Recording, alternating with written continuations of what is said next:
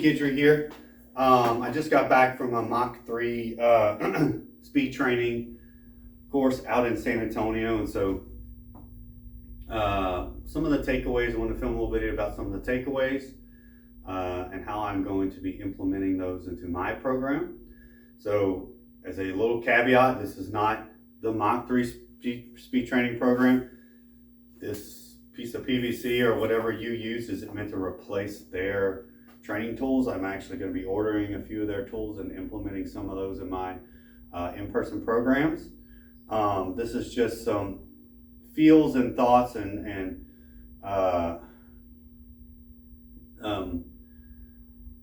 takeaways of things that I've taken away from their course that I think can enhance all types of speed training. I know they have their own thoughts on why they do what they do, and that's fine, that's them. There's some things I agree with, there's some things I maybe don't agree with. You know, one of them being they don't utilize really any strength and power training outside of their kind of Mach 3 protocols. So, but that's fine, they do what they do, they've had a lot of success with it. So Mike, Jeff, Sarah, I really enjoyed spending time with them, and I think I can take away some things that they promote and how they simplify efficiency in creating speed and put that into any type of speed training, along with strength training, mobility, things like that. But today, what I'm going to talk about here is some patterning for your speed training. Okay, so their whole idea is speed out in front. So we've got this paper plate here. We're trying to deliver that speed to there. So we're not trying to pull it from the top. We're trying to be moving as fast as we can out in this direction. You know, and the way they explain that, which makes perfect sense to me. If our emphasis is out here, we're still going to probably be moving as fast as we can right here, out here. If our emphasis is speed at the ball, we're going to start slowing down back here. Okay, so there, and I've seen other people kind of with similar concepts of this. So I'm going to be showing you some drills that I've taken from them. You can do these with their specified pieces of Mach 3 equipment. You can do these with a PVC pipe. I've got it cut basically to the size of a driver. You can even use your clubs or your speed training tools with this, okay? But we're trying to build that pattern, and then we want to put these patterns when we go into our speed training here, okay? So everything's going to be emphasized as the destination, which is way out in here, okay, not the golf ball. Okay, so our first drill, we're going to do a half swing and then full through. So half, full through. So we're trying to just deliver that speed out there, deliver that oomph out there. Okay, so just here.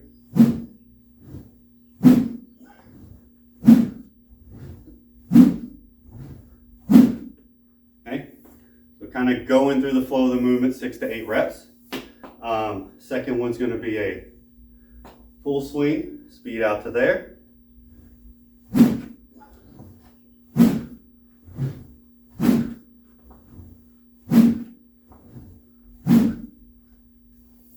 Again, 6 to 8 reps. We're going to take about 2 minutes rest in between these. So we're going to get our breath each time we do this.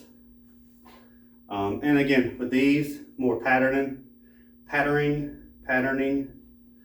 not trying to necessarily swing as fast as we can. This is going to be used more as a warm-up or a prep, or even outside, you know, practices as swing mechanics. I'm not teaching the swing.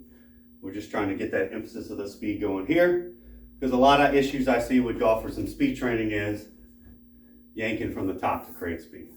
So we're trying to create that speed out here. Okay, so now we're going to start from the destination back. So we're going to go pull to back swing here. Okay, so we're going to start here and hold. Start here, hold. Start here, hold. Again, about 6 to 8 there. Again, trying to get some oomph into the backswing. So we all know faster backswing can lead to a faster overall swing. So trying to get some of that oomph in creating that backswing. Okay. The next one we're going to do is we're going to go there with a Slight pause it back and then delivering it back to the destination here. So here.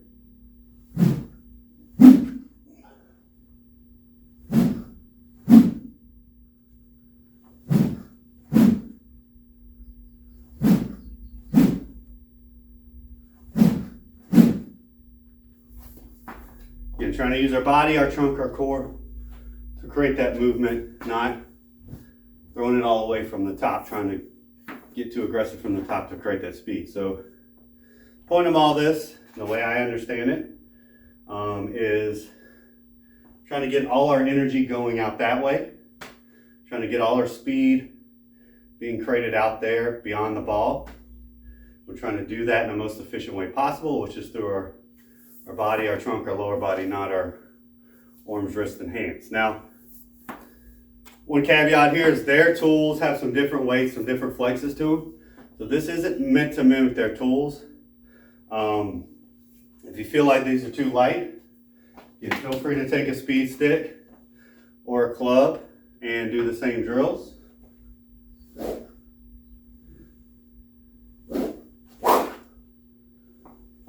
You can do the 3/4 drill.